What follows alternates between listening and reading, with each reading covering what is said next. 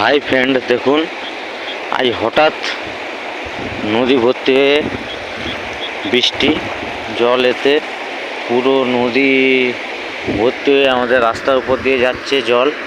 দেখুন বন্যার সৃষ্টি হয়ে গেছে।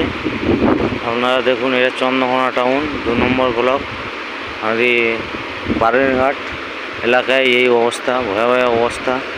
নদীর জল যদি দেখুন, আপনারা দেখলে ভয় পেয়ে যাবে। সকালে দেখেছিলাম পুরো শুকনো নদী, এখন নদী ভর্তি হয়ে দেখুন এখন বৃষ্টি যাচ্ছে জল।